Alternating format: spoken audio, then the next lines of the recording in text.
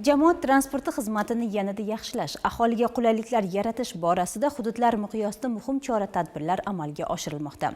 Jumladan, Sirdaryo viloyatida ham. Bu borada shaharsozlik infratuzilmasini yaxshilash, jamoat transportidan foydalanish madaniyatini shakllantirish masalasiga ham alohida e'tibor qaratilyapti. Shu maqsadda Guliston shahrida zamonaviy bekatlar bunyod etildi. Dastlab shu haqda.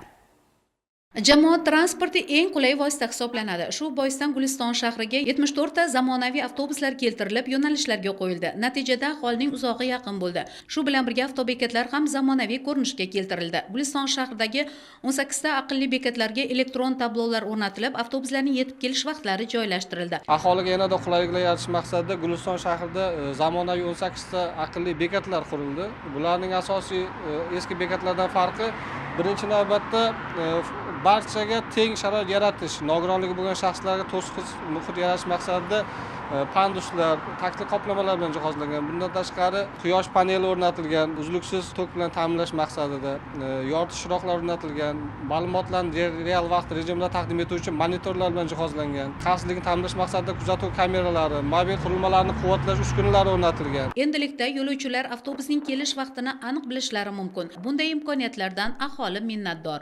Avtobuslar har soati bilan, minuti bilan kelib, hammamizni olib ketishyapti. Hozir xalqning bari yengil mashina emas, shu avtobuslarimizga minib, har vaqtida bo'lib, hammasi yaxshi ishlab, yaxshi vaqtida kelib, xalqimizga xizmat qilyapti. Albatta, tizimda amalga oshirilayotgan bu kabi islohotlar eng avvalo aholi uchun munosib turmush sharoiti yaratishdek ezgu maqsadga qaratilgan. Nigora Imomqulova, Xo'jagil Safarov, Sirdaryo yoshlar.